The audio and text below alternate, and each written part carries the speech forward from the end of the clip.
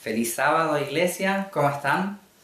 Es un gran privilegio y una gran responsabilidad para mí tener el tema de esta mañana, por eso quiero pedirles que me acompañen, así hacemos una oración.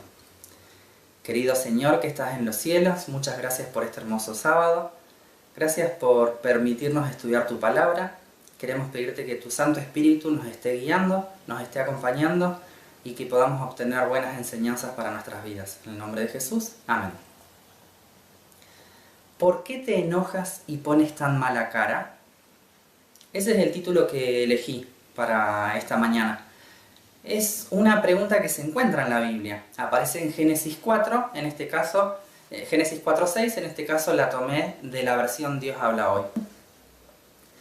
¿Cuántas veces nos encontramos a nosotros mismos con cara larga, enojados, malhumorados? No queremos ver a nadie. No queremos hablar con nadie, no queremos hacer nada, todo nos cae mal. Repelemos a todos, estamos a la defensiva, con la cabeza agacha, cabizbajos. Estamos más susceptibles, más reactivos y realmente todo nos cae mal. Me parece que a más de uno nos ocurre esto en algún momento y busqué un poco acerca de los motivos que pueden crear esta situación en nosotros, que estemos así, con la cabeza agacha, cabizbajos, que estemos en esta situación. En algunos casos, nuestro semblante puede estar de esta manera por temor o desánimo, ¿sí? Porque tenemos miedo o estamos desanimados, o por enojo, por estar molestos, ¿sí? Por tener ira. En otros casos, por sentirnos culpables de algo. Y en algunas otras ocasiones por una combinación de todas estas. Para poder cambiar el semblante y resolver estas situaciones debemos ser capaces de identificar y entender cada una de ellas. En este caso es difícil clasificar las situaciones en estas categorías que mencioné, pero vamos a hacer un intento. Así que vamos a ir desarrollando un poquito cada una. En primer lugar, podemos tener un mal semblante por temor o por desánimo. En el primer libro de Reyes, capítulo 19, versículo 4, dice: y caminó todo un día por el desierto, hablando del profeta Elías. Llegó a donde había un arbusto y se sentó a su sombra con ganas de morirse. Estoy harto, Señor, protestó. Quítame la vida, pues no soy mejor que mis antepasados. Estaba muy desanimado el profeta en este caso. Y a veces también nos ocurre que estamos desanimados o tenemos miedo por las circunstancias, por lo que ocurre en la sociedad, en la familia, en mi trabajo, que me quedé sin plata, se me rompió el auto, tengo miedo de salir de nuevo porque me robaron la semana pasada, que mi hermano está enojado y no me habla, no llego a fin de mes. Diversas situaciones nos generan conflictos, nos generan temores y nos desaniman realmente. Sin embargo, podemos encontrar en la Biblia, en el libro de Filipenses, les quiero pedir que me acompañen, el ejemplo del apóstol Pablo. Filipenses capítulo 4, en donde Pablo nos cuenta un poquito cómo era su manera de vivir. Filipenses 4, versículos 11 al 13. No digo esto porque esté necesitado, pues he aprendido a estar satisfecho en cualquier situación en que me encuentre. Sé lo que es vivir en la pobreza y lo que es vivir en la abundancia. He aprendido a vivir en todas y cada una de las circunstancias, tanto a quedar saciado como a pasar hambre, a tener de sobra como a sufrir escasez. Todo lo puedo en Cristo que me fortalece. Fíjense que ahí al final aparece el versículo que tanto conocemos, que tanto repetimos de memoria. Pero en los versículos previos Pablo nos explica y nos muestra cómo él aprendió a vivir en cualquier situación, pero porque Jesús lo fortalecía en cada una de esas situaciones. Porque él era un ser humano, como cualquiera de nosotros, pero él tenía a Jesús en su corazón y Jesús le permitía enfrentar cada una de estas situaciones, Jesús lo fortalecía, como dice el versículo. Y si nos vamos un poquito más atrás, en los versículos, en el mismo capítulo, a partir del versículo 4, dice lo siguiente: Alégrense siempre en el Señor. Insisto, alégrense, que su amabilidad sea evidente a todos. El Señor está cerca, no se inquieten por nada. Más bien, en toda ocasión, con oración y ruego, presenten sus peticiones a Dios y denle gracias. Y la paz de Dios, que sobrepasa todo entendimiento, cuidará sus corazones y sus pensamientos en Cristo Jesús. Solamente Dios puede darnos esa paz que nosotros buscamos, que necesitamos, que queremos para poder enfrentar las situaciones que tenemos. Y también por los tiempos en que estamos viviendo, puede ser que a veces tengamos miedo a los eventos finales, ¿sí? Por el tema de las enfermedades, de las catástrofes, del virus en este caso. Sin embargo, tenemos la promesa que aparece en Lucas 21, versículo 28, que dice, Jesús mismo habla y dice: cuando comiencen a suceder estas cosas, cobren ánimo y levanten la cabeza, porque se acerca su redención. Cobren ánimo, es decir, no se desanimen, no tengan temor, y levanten sus cabezas, erguíos, dice otra versión, ¿sí? Pónganse firmes, no tengan miedo, porque Jesús se está acercando. Un segundo motivo por el cual podemos llegar a tener un mal semblante es el enojo, estar molestos, tener ira. Fíjense lo que dice el libro de Génesis, capítulo 4, versículos 6 y 7. Entonces el Señor le dijo a Caín: ¿por qué estás tan enojado? ¿Por qué andas cabizbajo? Si hicieras lo bueno, podrías andar con la frente en alto. Pero si haces lo malo, el pecado te acecha, como una fiera lista para atraparte. No obstante, tú puedes dominarlo. Normalmente cuando estamos enojados es porque algo no salió como nosotros queríamos. Puede ser que nos hayamos equivocado y no tenemos el valor suficiente para asumirlo, o porque la otra persona no actuó como nosotros esperábamos. Si hacemos lo malo, estamos con un escudo protector para reaccionar enseguida, para defendernos y contraatacar. Estamos propensos a reaccionar ante cualquier acusación. Y corremos un gran riesgo por estar alejados de Jesús. A veces no nos damos cuenta de esto, pero no estamos tan cerca de Él como por ahí pensamos. Y no es que esté mal enojarnos por algo, pero esto no puede hacer que nos comportemos diferente, que perdamos el control, que no tengamos paz, esa paz que Dios quiere darnos. Fíjense lo que dice Proverbios 4, 23. Un versículo bastante conocido. Por sobre todas las cosas cuida tu corazón, porque de él mana la vida. Tenemos que cuidar nuestro corazón, tenemos que alimentarlo de una buena manera, tenemos que permitirle a Dios que vive en él, para así obtener buenos resultados. Y acompáñenme a este otro texto que se encuentra en Lucas 6, 45,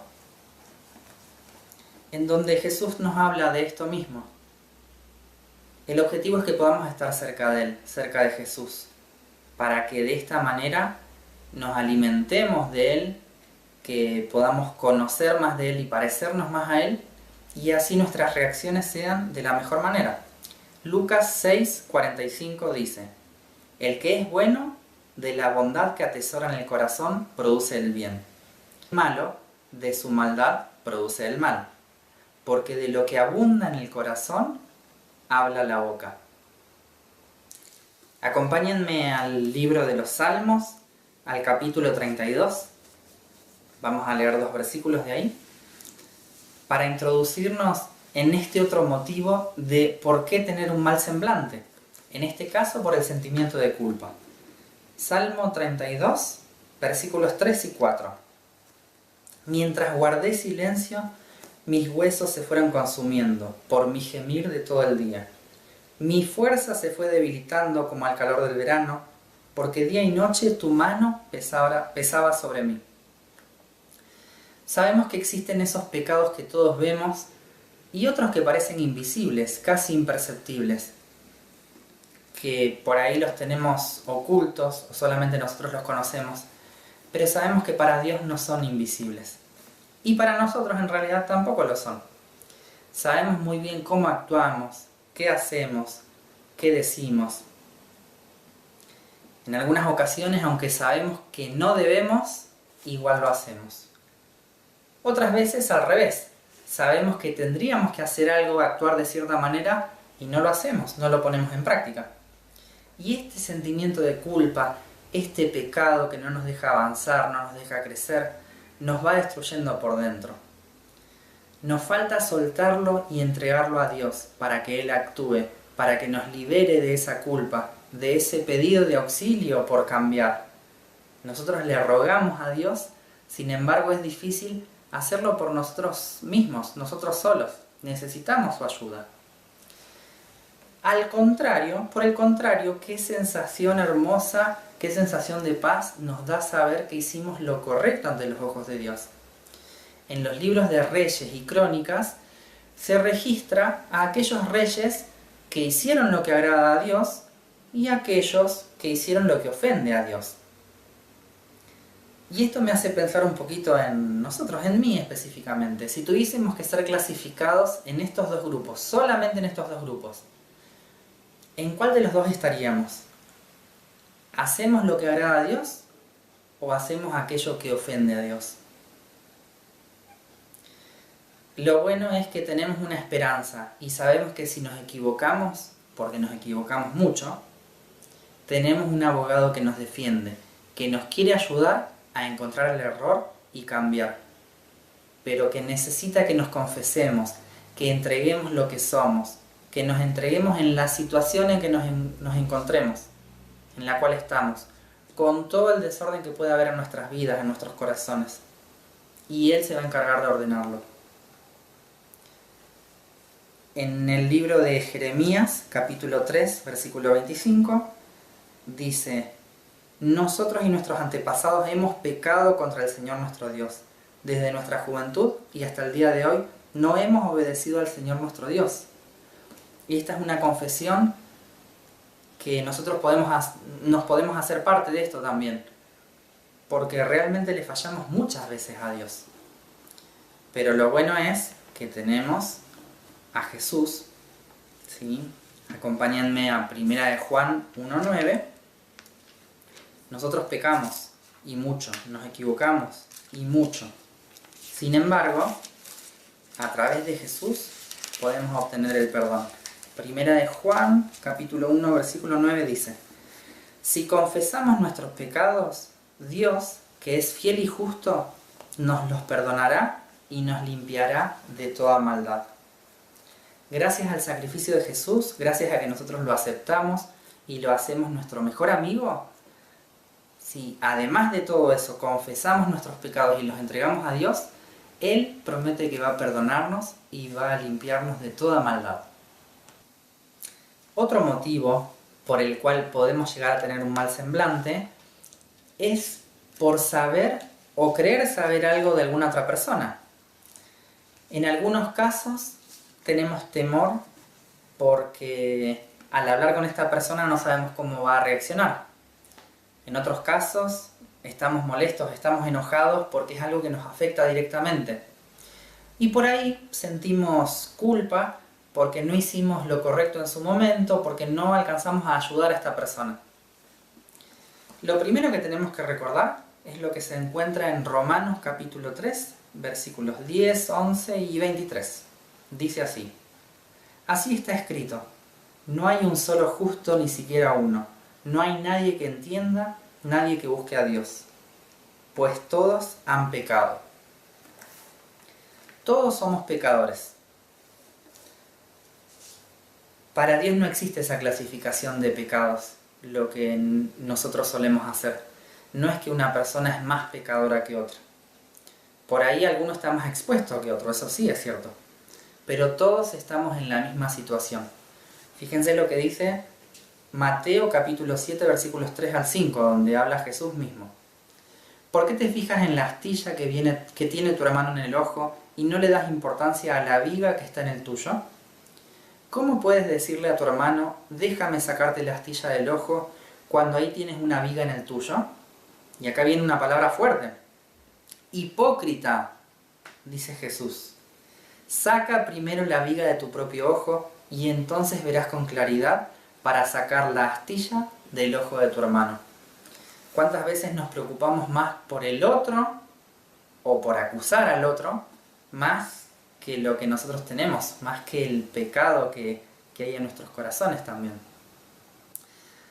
Tengamos en cuenta además que no siempre aquello que sabemos, aquello que escuchamos o que nos enteramos es correcto. Lo que tendríamos que hacer, si realmente nos importara esta persona, es acercarnos, hablarlo, plantearlo, pero con un espíritu de perdón, de reconciliación, para intentar resolver la situación. Pero no podemos engancharnos en eso que es tan dañino, no podemos ser parte de la cadena del chisme. Acompáñenme al libro de Lucas, al Evangelio de Lucas, capítulo 6, versículo 31, donde aparece una enseñanza muy grande y que normalmente la conocemos, quizás parafraseándola, pero ya sabemos de qué se trata. Lucas 6, 31, dice así: traten a los demás tal y como quieren que ellos los traten a ustedes. Traten a los demás tal y como quieren que ellos los traten a ustedes. Esta es una enseñanza muy grande que nos dejó Jesús. Pero nosotros solos, por nuestra propia cuenta, no podemos mantenernos firmes. No podemos hacer lo correcto. Debemos pedirle ayuda a Dios que nos ayude a cambiar, que nos transforme, que nos muestre cuál es el error para que podamos corregirlo con su poder.